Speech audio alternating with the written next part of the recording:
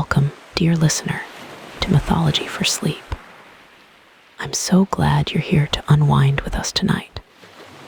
As the stars twinkle outside, we'll journey back to ancient Greece for a tale of beginnings. Our story tonight is about Inachus, a river god who became a king. He faced a momentous decision, one that shaped the very landscape and destiny of the Peloponnese. So snuggle in, close your eyes if you wish, and let's drift into the myth of Inachus. But just before we begin, if our stories help you drift off, please tap the like and subscribe buttons. In my channel, you can find Norse, Greek, and other mythology tales. So comment and tell me which myth you'd like to hear next. Your support helps us craft and shape more calm stories for fellow night owls. And now let your shoulders sink softly into the mattress and your mind drift into today's tale. The world was young then, so very young. A vast quiet stretched across the land. Mountains rose, still shaping their peaks.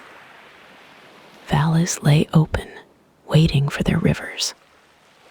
This was the Peloponnese, a place of raw, untamed beauty. No cities stood yet, no bustling towns. Wild forests covered the slopes. Ancient trees whispered secrets to the wind. The air hummed with a primal energy. It was a time before humankind, before the great gods of Olympus. The earth breathed slowly, a deep, rhythmic sigh. The sky watched, a vast canvas of blue. Clouds drifted lazily, like white ships. Rain fell gently, nourishing the soil. Everything felt new, everything was forming. Mist swirled in the hollows. It clung to the nascent hillsides. The sun warmed the damp ground. Life stirred in the shadows. Tiny shoots pushed through the loam. The land was a tapestry of greens and browns. Rocky outcrops jutted into the air. Water trickled down from hidden springs. It carved small paths. It sang soft songs. These were the first sounds of flowing water. Deep within this wildness, something stirred. It was not a creature of tooth and claw. It was not a plant rooted to the earth. It was a consciousness, a gentle awareness. It listened to the land's quiet hum. From the very heart of the Peloponnese, it awoke. From the whispers of the earth, it gained form. From the breath of the sky, it found its voice. This was Inachus, a nascent river god. He was born of the land's own yearning. He was born of the sky's soft gaze. He was not yet a mighty river. He was a spirit, a flowing thought. He was the promise of water. Inachus felt the earth's deep pulse. He sensed the mountains' slow growth. He understood the forest's quiet strength. He was connected to everything. He was a part of it all. His form was not fixed. Sometimes he was the shimmer on water. Sometimes he was the mist rising at dawn. Sometimes he was the dampness in the grass. He was the essence of a flowing stream. He observed the land with a gentle wisdom. He saw the potential in every valley. He felt the thirst of the parched earth. He sensed a need for order. There was a yearning for flow. The land was beautiful, yes, but chaotic. Waters pooled haphazardly. Streams wandered aimlessly. There was no clear path, no guiding current. Inachus felt this imbalance. He knew his purpose. He was meant to guide the waters. He was destined to bring order. He would shape the rivers. He would nourish the land. His presence was subtle. It was like a cool breeze. It was like the first drop of rain. It was a gentle knowing. He was a quiet force. He began his great work. He listened to the earth's whispers. He followed the land's natural contours. He encouraged the water to flow. He showed it the way. Slowly, steadily, the waters obeyed. Small streams merged into larger ones. They carved deeper beds. They found their direction. They began to sing. The land responded. New life blossomed along the banks. Lush green appeared where only rock had been. The sound of flowing water filled the air. It was a lullaby. Inachus watched his creation. He saw the world transforming. He felt a quiet satisfaction.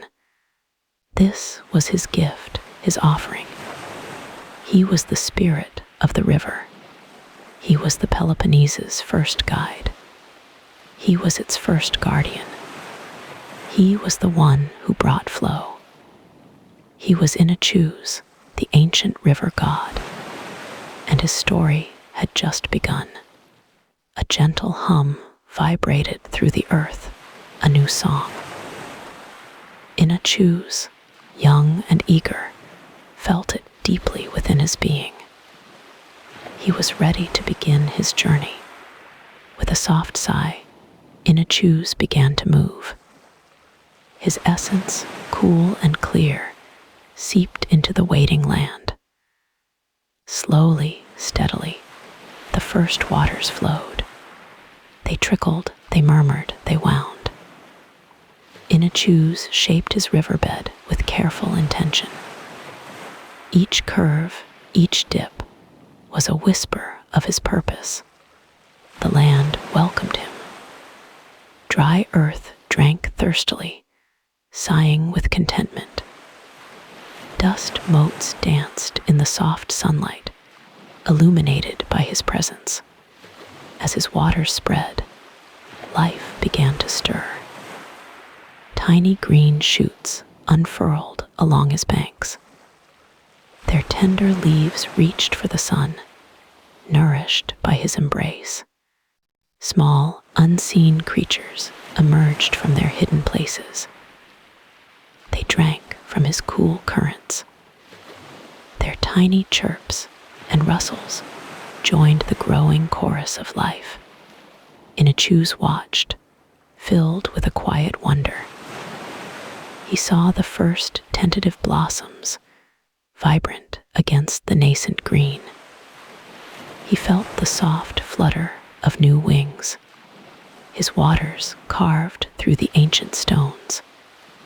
They polished them smooth, revealing hidden patterns. The riverbed became a canvas of swirling colors. He flowed past towering cliffs, their faces stern and unyielding. Yet, even there, his gentle touch softened their edges. Mosses began to cling, vibrant and soft. The air grew sweet with the scent of damp earth and new growth. It was a perfume of creation, delicate and profound. Inachus breathed it in deeply. He nudged aside fallen branches. He cleared paths for his unwavering flow.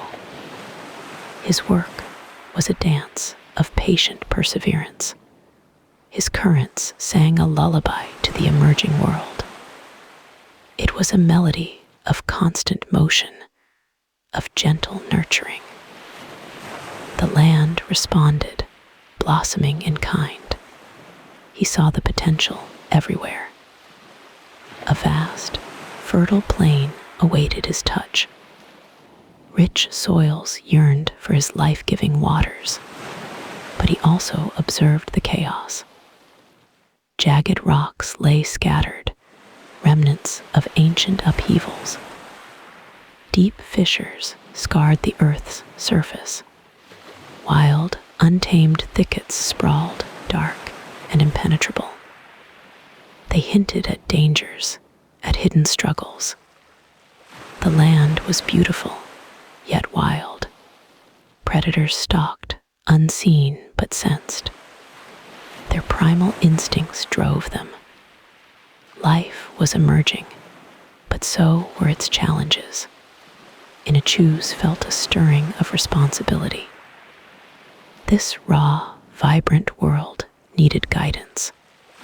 It needed a steady hand, a watchful eye.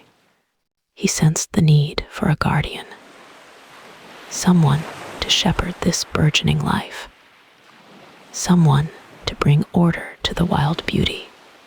His waters flowed onward, a ribbon of silver. They reflected the vast, open sky. They mirrored the nascent world beneath. He reached a wide, flat expanse. Here, his waters spread, forming shallow pools. Sunlight shimmered on their surface. Little fish, no bigger than a finger, darted through the clear water. Their scales caught the light, tiny jewels. They explored their new home. Birds with brilliant plumage landed on his banks. They dipped their beaks, drinking deeply. Their songs filled the air with joy. Inachus felt a connection to every living thing. He was their source, their sustainer. His presence brought forth life. He thought of his own origin, the ancient mists, the deep earth. Now he was creating. He was a force of gentle change. The sun began its slow descent. Long shadows stretched across the land. The air grew cooler, softer. Inachus continued his journey, unwavering. His waters held the warmth of the day. They carried the promise of tomorrow. He was the first river. He was the nurturer. He was the guardian in the making. His waters whispered secrets to the growing trees. They told tales of the deep earth. They spoke of the endless sky. The land began to settle into a rhythm. Day and night, light and shadow. The flow of Inachus was its steady heartbeat. He felt the earth breathe around him. A slow, deep inhalation. A soft, gentle exhalation. He hummed a quiet tune as he flowed. It was a melody of contentment. It was a song of new beginnings. The stars began to appear, one by one. They twinkled like diamonds in the velvet sky. They watched over his tireless work. Inachus closed his eyes, metaphorically. He rested within his own flow. He was tired, yet deeply fulfilled. His waters continued their journey, even as he dreamed. They were an extension of his will. They were his enduring legacy. He dreamed of a world in bloom, a world nurtured by his unwavering flow, a world protected by his watchful presence. He was the river. He was the life. He was Inachus. The land continued its quiet becoming. A soft hum vibrated through the nascent earth, a low thrumming sound. It was the land breathing, you see, a deep, contented sigh. The river, Inachus, flowed with gentle purpose. Its waters whispered secrets to the swaying reeds. Then a new presence stirred.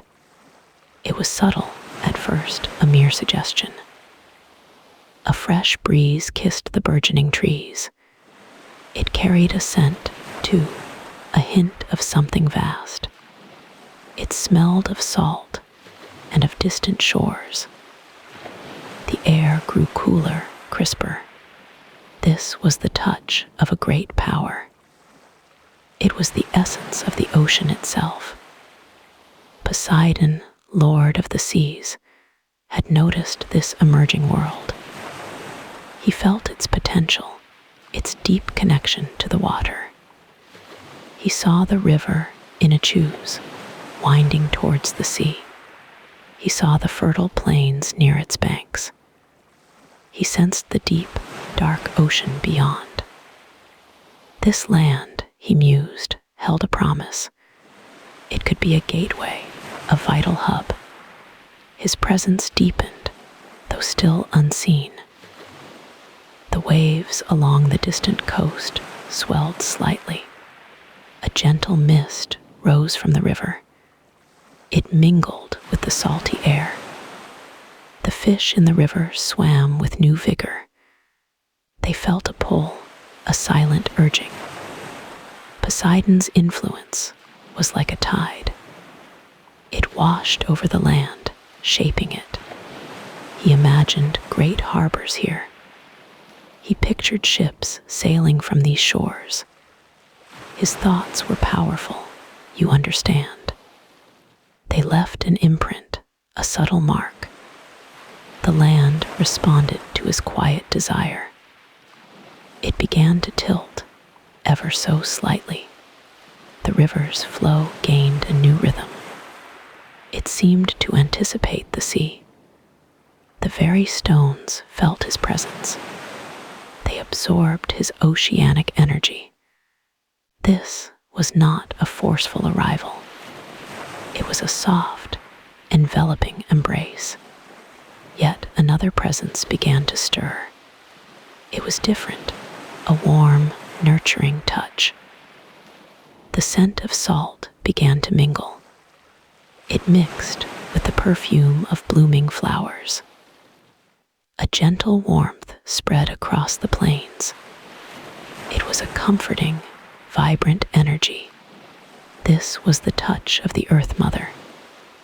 It was the essence of fertility itself. Hera, queen of the gods, had noticed this emerging world. She felt its beauty, its deep potential. She saw the rich soil, ready for life. She saw the gentle slopes, perfect for orchards. She sensed the vibrant life beginning to bloom. This land, she knew, held a promise. It could be a cradle, a place of growth. Her presence deepened, though still unseen. The wildflowers along the river brightened. Their colors grew more vivid, more true. The birds in the trees sang with new joy. They felt a warmth, a silent blessing. Hera's influence was like the sun. It bathed the land, nourishing it. She imagined lush fields here. She pictured bountiful harvests from these lands. Her thoughts were powerful, you understand. They left an imprint, a subtle mark. The land responded to her quiet desire. It began to flourish, ever so slightly. The river's banks grew softer. They seemed to welcome new life. The very earth felt her presence. It absorbed her nurturing energy. This was not a forceful arrival. It was a soft, enveloping embrace. The land was becoming a tapestry. It was woven with two powerful threads. One was the cool, salty touch of the sea. The other was the warm, vibrant embrace of the earth. Inachus, the river, flowed between them. It carried the whispers of both gods. The land listened, absorbing their essence. It was being shaped, slowly and surely. The gentle breeze grew steadier now. It brought the scent of both ocean and field. The taste of salt lingered in the air. It was a reminder of Poseidon's sway. But beneath it, a sweetness emerged. It was the promise of Hera's bounty. The land was not just land anymore. It was a place of divine influence. The trees stood taller, firmer. Their roots delved deeper into the soil. The river flowed with a new purpose. It was a conduit for these great powers. The air itself seemed to hum with energy. It was a silent, powerful song. This was a time of quiet becoming. The elder gods had arrived. They had not come with thunder or lightning. They had come with whispers and gentle touches. Their presence was deeply felt. It was shaping this world. The land was awakening, you see. It was responding to these divine calls. Inachus, the river, watched it all. Its waters reflected the sky above. They reflected the subtle shifts below. The world was truly beginning. The golden sun still warmed the Peloponnesian hills. Beneath its gentle gaze, the land truly thrived. Yet, a subtle shift now permeated the air. Inachus, ever watchful, felt it deep within his being. He walked through verdant meadows. The grass grew thick and tall. Wildflowers painted vibrant hues across the landscape. But the earth itself seemed to sigh beneath his feet. A new restlessness stirred within its ancient heart. The sea, too, had changed. Its rhythmic lullaby now held a deeper resonance. Waves crashed with a newfound power against the shore. They spoke of vastness, of boundless ambition. This was Poseidon's influence, growing stronger each day. The great sea god desired more than just the deep. He sought dominion over coastlines, over harbors. He envisioned vast channels connecting every inlet. He wanted the sea to be his, entirely. His divine energy pulsed through the very bedrock. Minor tremors sometimes rippled through the valleys. The ground would shiver, a faint, unsettling vibration. These were not destructive, but they were certainly noticeable. They marked Poseidon's growing claim. Inachus saw the fishing boats, once small and humble, growing larger. Their nets now stretched further into the open water. The bounty of the sea was abundant, almost too abundant. It felt like a gift, but one with a hidden price. He also observed changes in the fertile plains. Hera, queen of the gods, had always blessed the land. Her touch brought forth life, verdant and strong. Now, her blessings felt more like a possessive embrace. Sacred groves, once quiet sanctuaries, hummed with a new energy.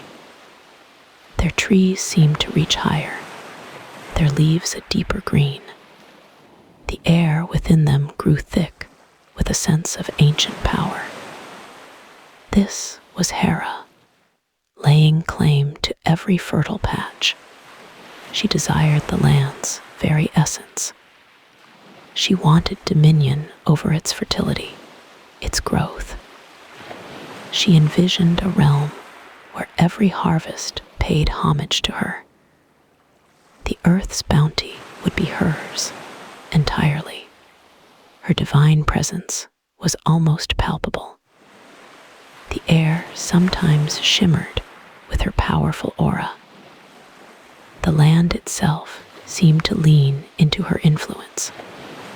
It felt nurtured, yes, but also subtly constrained. Inachus felt the growing tension like a physical weight. The land, his beloved land, was becoming a prize. Two mighty gods, with their boundless ambitions, now sought to claim it. Their desires clashed, creating a silent discord. He stood by the river, his own namesake. Its waters still flowed clear and pure. But even here, he sensed the push and pull. Poseidon's yearning for the sea's dominion, Hera's desire for the land's fertility. The earth trembles, he murmured to himself. The sea roars with new intent, his brow furrowed with deep concern. The harmony he had nurtured felt increasingly fragile. He watched the deer graze in the meadows. Even they seemed more alert, their ears twitching. The birds in the trees sang with a slightly anxious trill. Nature itself registered the shift. They are reaching, Inachus thought, his heart heavy.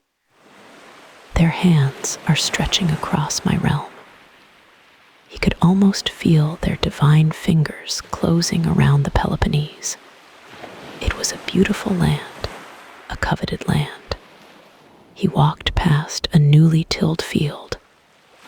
The soil, rich and dark, promised a bountiful harvest. But the very act of tilling felt different now. It was not just human labor, but divine blessing and divine claim. Inachus remembered the early days.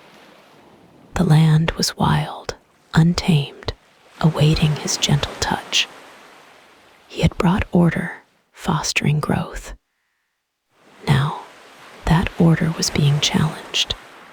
The air grew heavy with unspoken desires. Poseidon's waves crashed louder, a persistent declaration. Hera's groves pulsed with a deeper, more demanding vibrancy. The land was no longer simply asterisk growing. It was being asterisk claimed. He saw the farmers, unaware of the cosmic struggle. They worked their fields, trusting in the gods' benevolence. Inachus knew better. He sensed the burgeoning conflict. It was a silent war, fought with divine energies. The ground vibrated faintly beneath his sandals. It was a low hum, almost imperceptible. But Inachus felt it acutely. It was the land's quiet protest, its growing unease. He looked towards the distant sea, then back at the rolling hills. He felt caught between two mighty forces. His realm, once a sanctuary, was becoming a battleground. How long, he wondered, until their ambitions truly collide? The thought sent a shiver down his spine. The current tremors were minor, the shifts subtle. But they were precursors, undeniable signs. Inachus knew he must remain vigilant. He was the protector of this land, its first king. He had guided its people, nurtured its growth. Now, he faced a challenge of truly divine proportions. The Peloponnese was no longer merely flourishing. It was becoming restless. It was feeling the growing discord of the gods. And Inachus felt it too, deep within his very soul. The calm was breaking. The sun dipped lower, its last rays stretched thin. They painted the sky in hues of soft rose and deep violet.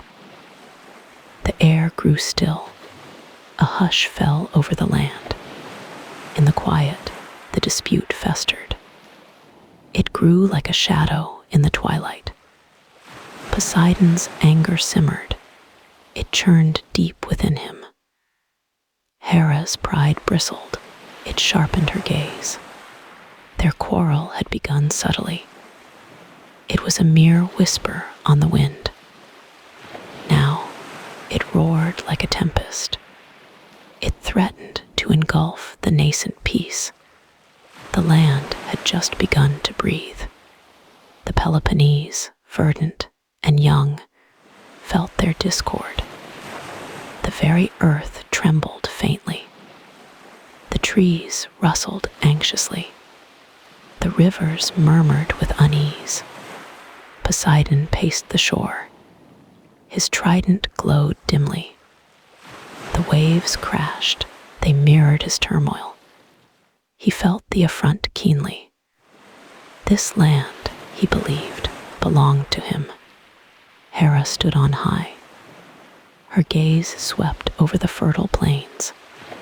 She clutched her scepter tightly.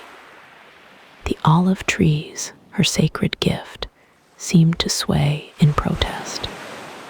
This land was hers. Neither god would yield. Their wills clashed, they sparked like flint. The tension mounted, it grew unbearable. Something had to break, something had to give. Then a thought emerged. It was a fragile seed of wisdom. It bloomed in the stormy silence. A voice, ancient and resonant, spoke within them. This cannot continue, the voice seemed to murmur. The land suffers. The people tremble. A resolution must be found. But how? Who could possibly mediate? Who dared stand between such powerful deities? No mortal could, no lesser god would risk it. The answer came slowly. It drifted on the evening breeze. It was a shared realization. An impartial judge was needed. Someone wise, someone respected. They needed someone ancient. Someone rooted in the very fabric of the world. Someone who understood the land's heartbeat. Someone beyond petty squabbles. Their thoughts turned. They drifted across the landscape. They sought out the oldest spirits, the deepest memories of the earth, and then their minds converged. They settled upon a single name, a venerable being, a silent, steadfast presence. Inachus. Inachus, the river god. He flowed through the heart of the Argolid. His waters nourished the plains. His wisdom ran deep. It was as ancient as stone. He had witnessed countless seasons. He had seen empires rise and fall. He had heard the whispers of the earth. He understood the delicate balance of life. He was neither sea nor sky. He was of the land itself. He embodied its quiet strength. He held no allegiance but to its well-being. Yes, Inachus. He was the perfect choice. His judgment would be sound. His decision would be fair. Both gods sensed this truth. A message was sent. It traveled swiftly, silently. It was carried on the wind. It reached the winding banks of the river. Inachus felt its presence. He sensed the weight of the summons. His waters rippled subtly. A deep awareness settled over him. He knew of the dispute. He had felt its tremors. He had heard the hushed whispers. The tension had reached his quiet realm. Now he was called. He was asked to step forward, to stand between titans, to bear the burden of their conflict. The responsibility felt immense. It was a colossal weight. It pressed down upon his ancient spirit. Could he truly do this? He had always been a quiet observer, a silent provider. His purpose was to flow, to sustain life, not to arbitrate divine disputes. But the land, his beloved land, it cried out for peace. It yearned for harmony. Its very essence was at stake. He closed his eyes, or what passed for eyes, in his watery form. He listened to the murmuring of his current. He felt the bedrock beneath him. He drew strength from the earth, from the enduring patience of stone, from the persistent flow of water. He would accept. His decision was made. It was not born of ambition. It was born of duty, a deep, abiding duty to the land he served. The summons had been unexpected. The task was daunting. But Inachus, the quiet river god, would rise to the challenge. The fate of the Peloponnese now rested. It lay in his ancient, wise hands, or rather, in his currents, his flowing wisdom. The night deepened. The stars began to emerge. They glittered like distant eyes, watching, waiting for the dawn, for the judgment. The air shimmered. It pulsed with unseen energies. Inachus felt a strange pressure, a weight of expectation. He stood between two titans, two ancient forces. His human judgment now bore immense significance. Poseidon stepped forward. His voice resonated like deep ocean currents. It was a sound both powerful and soothing. "Oh, wise Inachus," he began, his eyes fixed on the river god. "You see the world's expanse before you. Consider the sea," Poseidon urged, his arms sweeping wide. "It is the source of all life. From its depths, life first emerged." His gaze held Inachus's. "It connects distant lands. It bears ships across its vastness. My dominion is boundless," he declared, a subtle ripple passing through the air. "The sea feeds the rivers.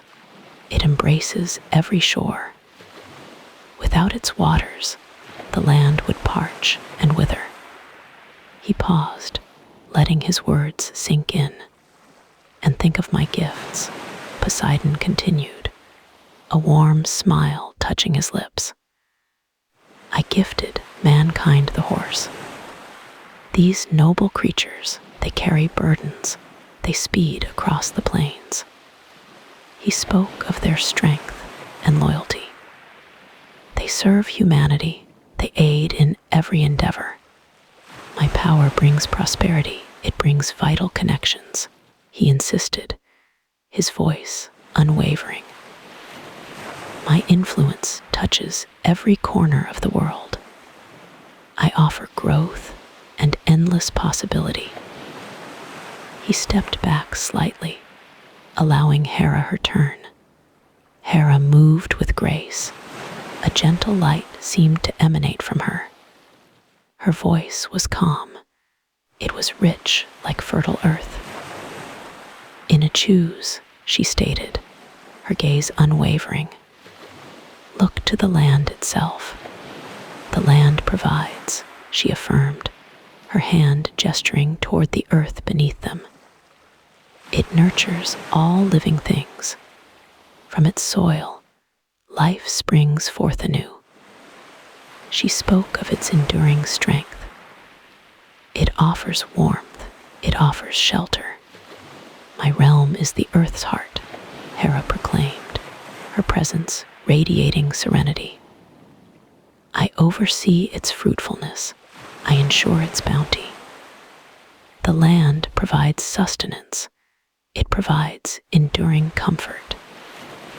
Her words were a soft embrace, and within its embrace, she continued, her voice gaining a quiet intensity.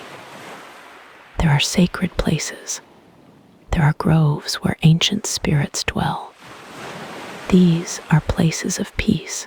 They are places of contemplation. She spoke of their hallowed tranquility. They offer solace. They offer deep wisdom.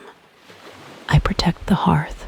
I protect the home, Hera declared, her voice firm. I safeguard the family. I safeguard community bonds. These are the foundations of civilization. These are humanity's true strengths.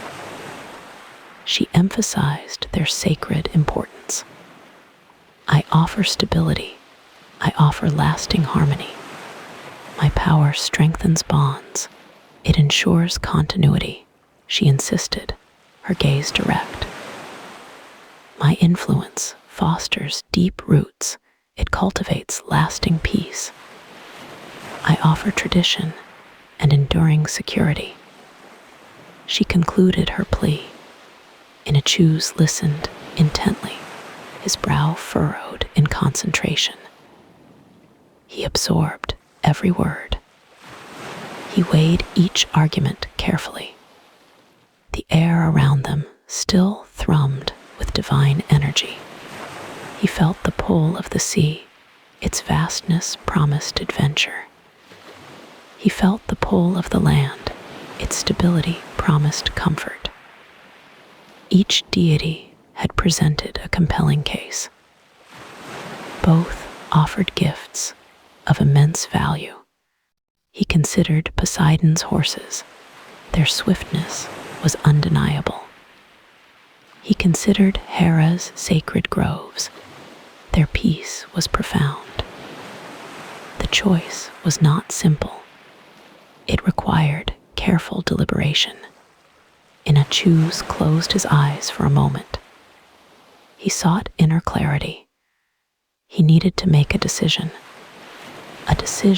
that would shape the future of this land, the future of his people. He opened his eyes. He looked first at Poseidon. Then he looked at Hera.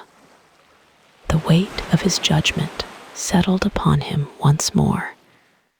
The moment of truth was approaching. Inachus felt the weight of his decision. It pressed upon him, heavy and unyielding. Such a choice could reshape the world. He sought solitude, a quiet place to think. The bustling city felt too loud now. Its sounds jarred his troubled mind. He journeyed upstream, deep into his own flowing waters. The river narrowed here, embracing ancient banks. Old trees leaned over the current. Sunlight dappled through their leaves. It painted shifting patterns on the water's surface. A gentle breeze rustled the branches. This was a place of deep stillness. He could hear the earth breathing here. Its slow, steady rhythm soothed him. He knelt by the water's edge. His fingers brushed the cool, smooth stones. They felt ancient beneath his touch. He closed his eyes, listening. The river murmured a soft song. It spoke of journeys and timeless flow. He listened for the whispers of the wind. It carried secrets from distant lands. It sighed through the tall grasses. The air smelled of damp earth and green leaves. It was a comforting, familiar scent. It grounded him in the present moment. He opened his mind to the land. He sought its ancient wisdom. What did the earth truly need? He considered the deepest nature of his domain. It was more than just soil and stone. It held life, vibrant and wild. He remembered the tales of old. The earth had always provided. It nourished all living things, but it also demanded respect. Its balance was delicate. A single choice could disrupt it. He thought of the mountains, stoic and grand. They had stood for eons, silent witnesses. Their peaks touched the sky. He thought of the valleys, rich and fertile. They cradled life in their gentle curves. Streams wound through them. He thought of the hidden springs. They bubbled up from deep within the earth. Their waters were pure and life-giving. He pondered the consequences of his actions. What if he chose incorrectly? What harm might he unleash? His heart ached with the burden. He wanted to do what was right, but the path was unclear.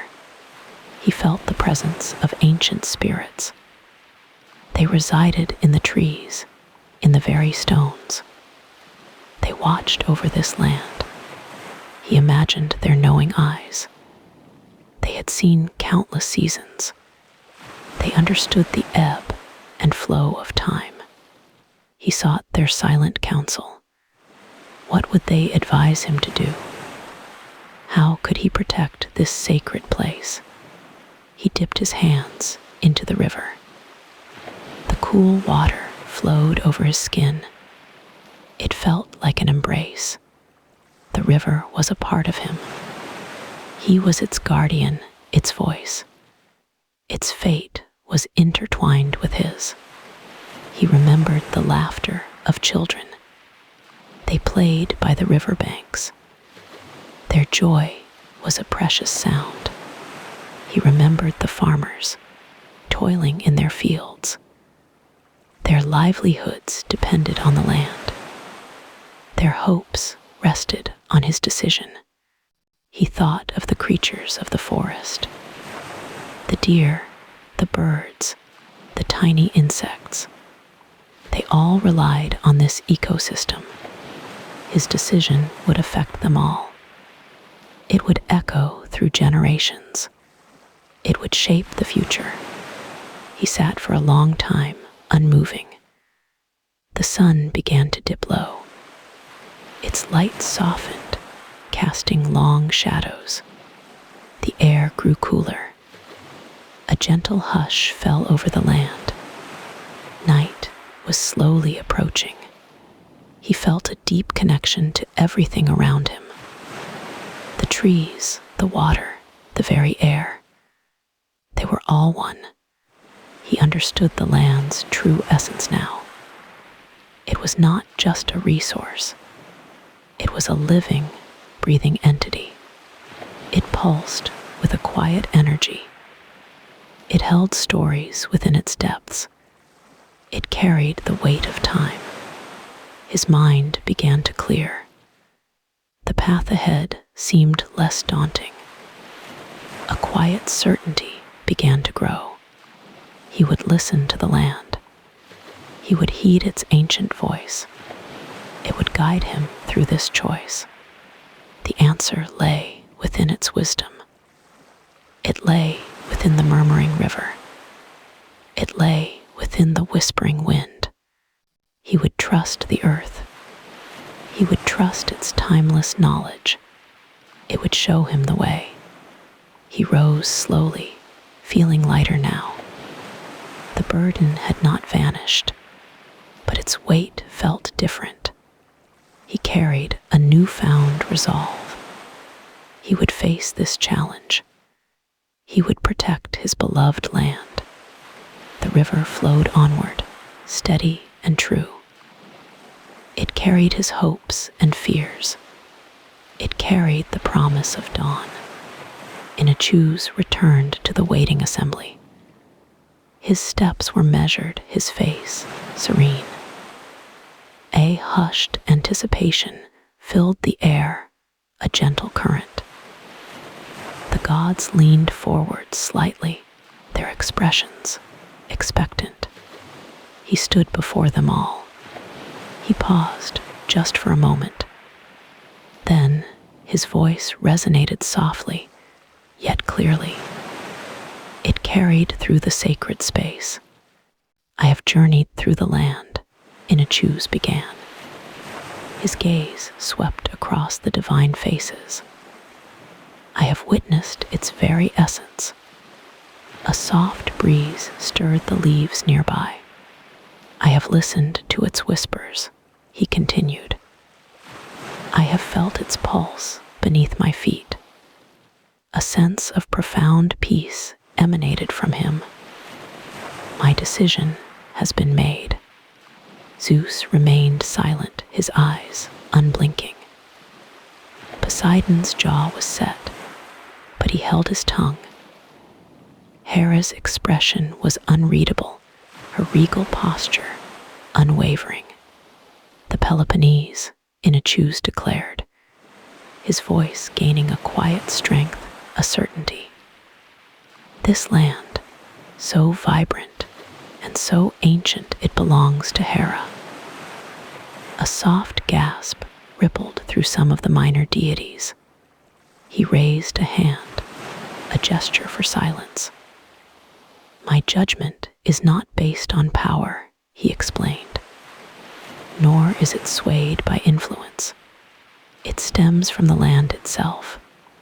I saw its deep, rich soil, he elaborated. I saw the way it cradles life. It nurtures every seed. It sustains every root. His words painted a vivid picture. Its hills are verdant, he said. Its valleys abundantly fertile. They yield forth life effortlessly, a mother's embrace. His tone was one of deep reverence. The Peloponnese is a land of inherent nurturing. Inachus stated simply, it is a giver of life, a provider. This quality, this profound fertility, it aligns with Hera. He looked directly at Hera then. You are the queen of heaven, he acknowledged. You are the goddess of marriage and childbirth. You embody creation. You embody sustenance. The land mirrors your essence, he concluded. It reflects your very spirit. Therefore, it is rightfully yours. A collective sigh seemed to escape the gathered gods. Zeus's brow furrowed slightly. A low murmur spread through the assembly.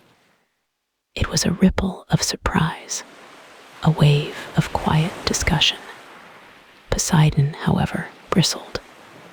His eyes, the color of the deepest sea, flashed. A tremor ran through the ground beneath them, a subtle vibration. This is an outrage, Poseidon's voice boomed. His usual calm was shattered. The sea embraces this land. My waters surround it. My rivers flow through it. He protested, his voice rising. They carve its canyons, they nourish its plains. He gestured wildly towards the distant coast. Inachus met his gaze calmly. Lord Poseidon, he replied, his voice still gentle. Your waters are indeed vital. They bring life, they bring sustenance. But the land's fertility, Inachus explained patiently. Its capacity to nurture, that is intrinsic. It is a quality born from within its soil. Your waters enhance it, he clarified. They do not define it. The land possesses its own deep, ancient power. His reasoning was clear. It was unwavering. Poseidon's face darkened further. He clenched his fists. The ground trembled again, a more noticeable shudder. Zeus intervened then. His voice, though quiet, held immense authority. "Poseidon," he commanded. "Silence. The judgment has been rendered." He turned to Inachus. "You have spoken with wisdom," Zeus conceded. His gaze was piercing. It held a flicker of something unreadable. "Your reasoning is sound." Hera remained composed. A faint hint of a smile touched her lips. It was a subtle acknowledgement, a quiet triumph. The other gods exchanged glances. Some looked relieved, others perplexed. The weight of the decision settled over them. Inachus stood tall. He had fulfilled his sacred duty. He had listened to the land. He had declared its truth. The quiet peace returned to his demeanor. The sun began its slow descent. Long shadows stretched across the sacred grove. The air grew cooler. A soft twilight descended. The decision was made. The Peloponnese belonged to Hera. A new chapter had begun for the ancient land. Its destiny, now firmly woven into her domain. The sea god's fury mounted. His eyes, once the calm blue of the deep ocean, now swirled with the dark green of a brewing storm. Inachus stood firm, though his heart beat like a wild drum. He felt the very air vibrate with Poseidon's anger. "This land is mine," Poseidon's voice boomed. It was the sound of crashing waves on a rocky shore. "I claimed it first. I nourished its shores." His trident, usually a symbol of calm power, now glowed with ominous energy. The ground beneath their feet began to tremble. A low rumble started. It vibrated through the earth. The trees around them swayed, not from wind, but from the deep tremor. Inachus watched, mesmerized and afraid. He saw the nearby stream, once flowing gently, begin to recede. Its waters pulled back, exposing the muddy riverbed. The earth groaned, a deep, resonant sound. Cracks appeared in the dry ground. They snaked outwards like dark veins. The air grew heavy and thick. It pressed down on them, a tangible weight. Even the birds, usually so vibrant, fell silent. Poseidon's rage was a tangible force. It radiated from him in waves of heat. The very air around him shimmered. Inachus knew he must speak, and quickly. He took a slow, deep breath. He gathered his thoughts carefully. "Great Poseidon," Inachus began, his voice calm, though it trembled slightly. "Your claim is indeed ancient and powerful." He spoke each word softly, carefully. "Your waters nurture this land, your waves caress its shores." He paused, letting the truth of his words settle. The ground still quivered, but the intensity of the shaking seemed to lessen, if only by a fraction. Poseidon's stormy eyes remained fixed on Inachus. The glowing trident held steady. He was listening. But the land itself, Inachus continued, his voice gaining a quiet strength, has chosen a different path. He gestured to the fertile plains around them. It has embraced Hera's gentle hand. It welcomes her nurturing touch. He spoke of the land as a living entity. He spoke of the olive trees, now blossoming. He described the fruitful vines, heavy with grapes. These were Hera's gifts, undeniable and abundant. He spoke of the soft, domestic peace that now settled over the region. It was a peace that resonated with Hera's essence. Poseidon listened. His gaze softened just a fraction. The sea god's initial fury began to subside. He saw the truth in Inachus's words. The land, indeed, seemed to have made its own choice. It flourished under Hera's quiet dominion. The tremors slowly ceased. The cracks in the earth healed, almost imperceptibly. The stream, though still low, stopped receding. A quiet calm began to replace the earlier tension. The air felt lighter, less oppressive. Poseidon sighed. It was a deep, weary sound. "So be it," he rumbled, his voice still powerful, but devoid of anger. "The land has chosen. I will not contend further for its heart." He looked out over the landscape.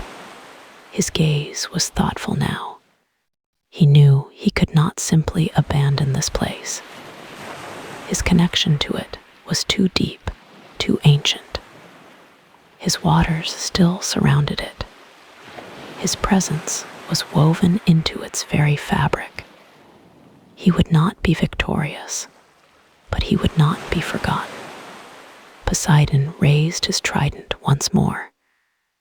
This time, there was no fury in his gesture. Instead, a shimmering blue light emanated from its prongs. It cast a gentle glow over the land. Inachus watched, fascinated. "Though the land may belong to Hera," Poseidon declared, his voice resonating with ancient power, "the sea will forever be its constant companion." He brought the trident down, gently, striking the ground.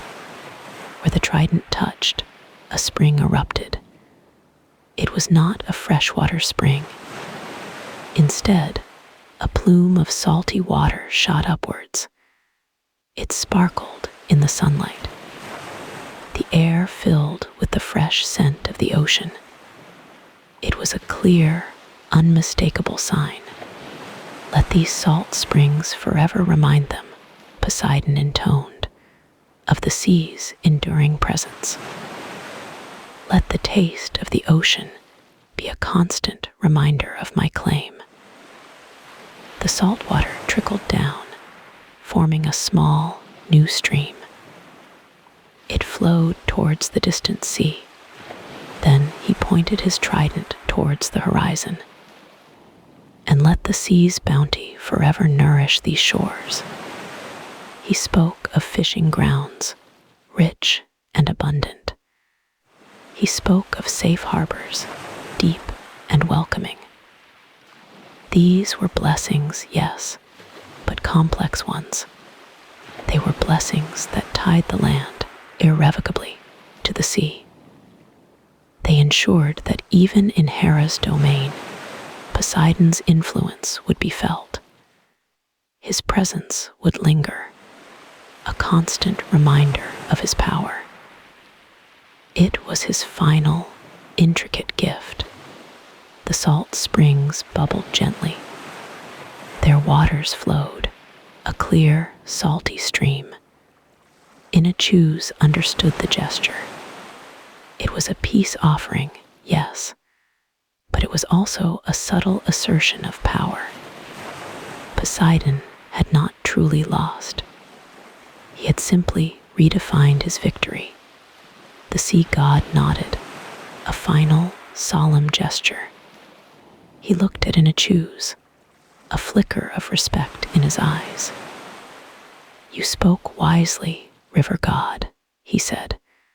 "You averted a greater conflict." His voice held a note of grudging admiration. With a final, lingering look at the land, Poseidon turned. He walked towards the shimmering horizon. As he disappeared, the air grew calm. The salt springs continued to flow, a testament to his complex blessing. The land, now truly settled, breathed a sigh of relief. Hera's heart settled. A quiet calm descended. She accepted her reign, now her true purpose. The air around her softened. A gentle warmth spread. She looked upon the land, her domain. The meadows shimmered with dew. Rivers flowed, their waters sparkled. A new sense of peace enveloped her. She felt the earth's pulse, its vibrant energy. Her touch blessed the soil. From her divine hands, life sprang forth. Golden wheat fields swayed. Their bounty was endless. Olive trees, ancient and wise, bore fruit. Their silver leaves whispered. Vines climbed, their grapes ripened. The land responded to her grace. Everywhere, abundance blossomed. Her presence brought prosperity. The forests deepened, their canopies lush. Wildflowers painted the hillsides. Bees hummed their ancient songs. Animals thrived in her care. Deer grazed peacefully. Birds sang joyful melodies. The very air hummed with life. It was a symphony of growth. Hera smiled, a rare, soft smile. She saw the people below. They dwelled with new vigor. Their spirits were light. They built homes, sturdy and strong. Their families flourished. Children laughed in the sun. New settlements began to appear. Small villages grew into towns. One such town stood out. It nestled in a fertile plain. This was Argus, a name whispered among them. Argus grew quickly. Its houses rose higher. Its walls offered protection. People gathered in its markets. They traded their goods. Life, there was good, truly good. Hera watched over Argus. Her gaze was protective. It was a city of her choosing. Its people honored her. They built altars in her name. Smoke rose, carrying their prayers. The Peloponnese became her sacred ground. Every hill, every valley felt her touch. Its beauty was unmatched. Its prosperity was legendary. Travelers spoke of its wonders. They called it Hera's land. Her blessings were visible. The earth yielded its treasures. The harvests were bountiful. No one wanted for anything. Her reign was benevolent. She was a queen, a goddess. Her power was gentle. It nurtured, it protected. The land flourished under her. This was her true dominion. The people rejoiced. Their lives were rich. They knew her favor. They lived in peace. Their children grew strong. This was a golden age. Hera felt a quiet pride. Her journey had been long. Her grief had been deep. But now, peace had found her. She was home, truly home. The sky above Argus was clear. The sun shone brightly. A gentle breeze carried scents. It smelled of wildflowers. It smelled of ripe grain. It smelled of life. The rivers flowed to the sea. Their waters carried the blessings. The land was alive. It vibrated with energy. It hummed with her presence. This was her legacy. This was her reign. A queen, a goddess Hera. Her name echoed through the land. It was a whisper of peace. It was a song of plenty. The stars emerged at night.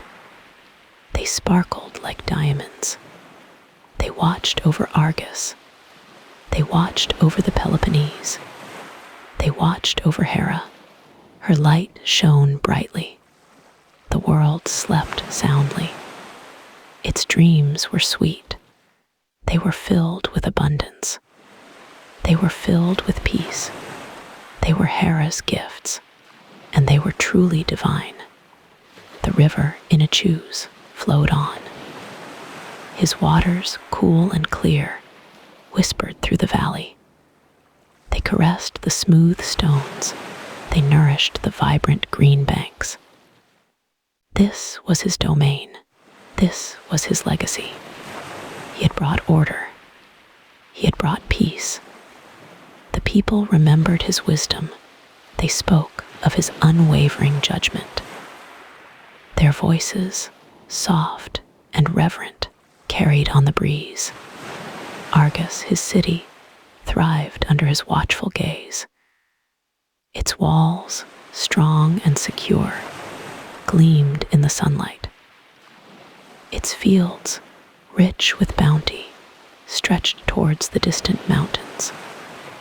The land prospered, reflecting his steady hand. He was not merely a river. He was a king, the first king. His rule had been just, his heart had been true. He had laid the foundations, he had set the course. Children played by his banks. Their laughter, light and carefree, echoed through the trees. They dipped their toes into his cool currents. They built small castles from his smooth pebbles. They knew his name. They knew his story.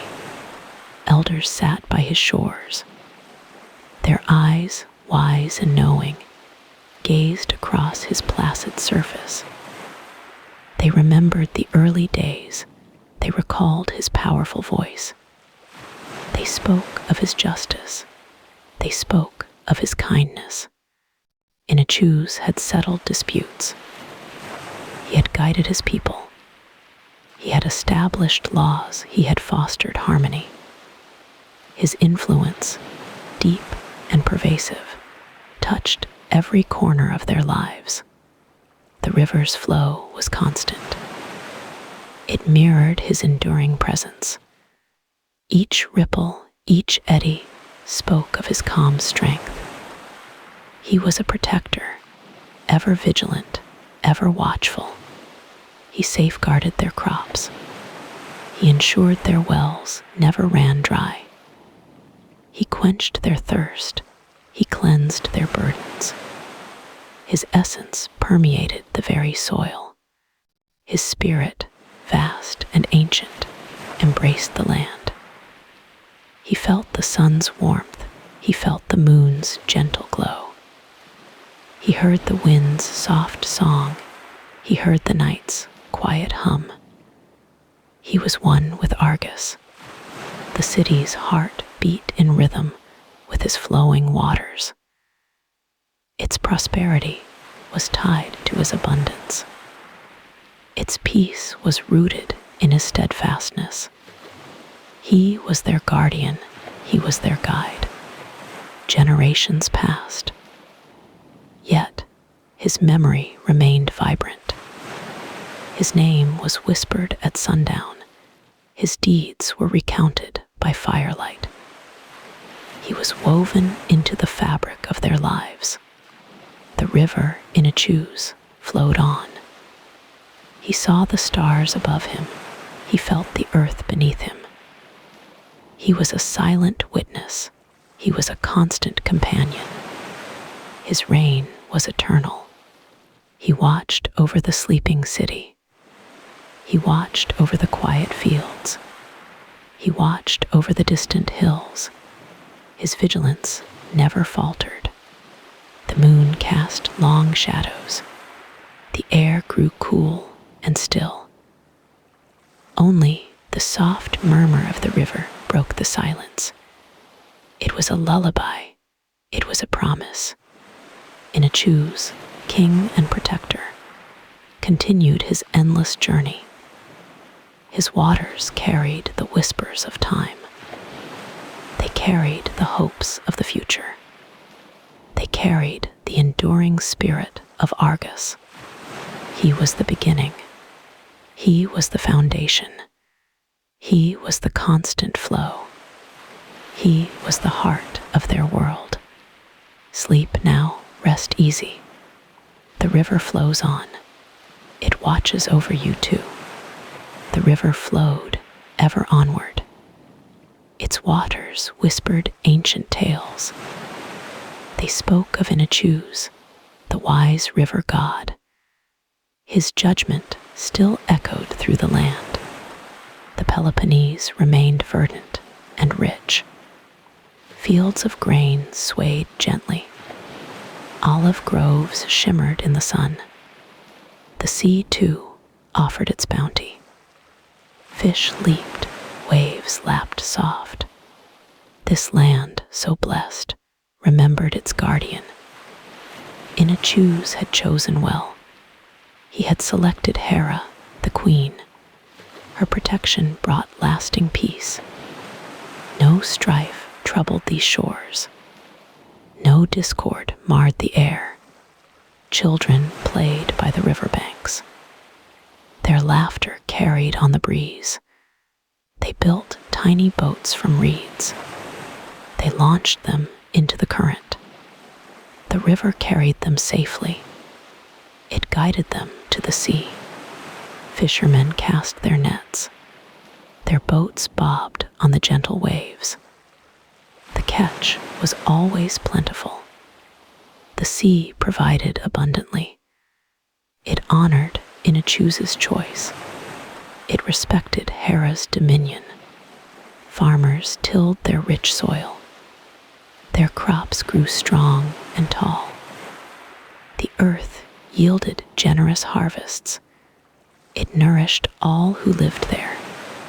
It remembered the sacred bond. It cherished the ancient wisdom. The mountains stood sentry over all. Their peaks touched the blue sky. They watched the land beneath them. They saw the quiet harmony. They bore witness to enduring peace. Evenings brought a gentle calm. Stars glittered overhead. The moon cast a silver glow. Crickets chirped their lullaby. The air smelled of earth and sea. It was a comforting fragrance. Families gathered by hearths. They shared simple, warm meals. Stories were told in hushed tones. Tales of Inachus were repeated. His wisdom was never forgotten. His legacy lived on. The river Inachus flowed onward. It was the lifeblood of the land. It connected mountains to sea. It linked past to present. It was a constant reminder. It spoke of enduring order. The Peloponnese flourished. It was a land of balance. Earth met sea in perfect grace. Growth met harvest in steady rhythm. Life unfolded in quiet harmony. It was a gift, truly. The memory of Inachus lingered. It was a gentle presence. It was a quiet assurance. His spirit watched over the land. His wisdom guided its people. His peace settled on all. Sleep came easily here. Dreams were soft and tranquil. The land itself felt secure. It was held in a gentle embrace. It was protected by ancient powers. It rested in perfect peace. The river murmured its secrets. It sang a timeless song. It was a tune of contentment. It was a melody of peace. It invited all to rest. It promised a new dawn. The sun rose each morning. Its light warmed the land. It illuminated the green fields. It sparkled on the blue sea. It heralded another day. It affirmed the lasting peace. Life continued unhurried. It moved with quiet purpose. Each day brought its own blessings. Each night brought its own rest. This was the enduring legacy. This was Inachus's gift. The Peloponnese, a jewel. It lay bathed in soft light. It was a testament to wisdom. It was a beacon of peace. It was a place of true harmony. It was home forever. And so the story ends. It concludes with quiet calm. It leaves a sense of order. It brings a feeling of peace. The river flows, ever onward. The land rests, ever blessed.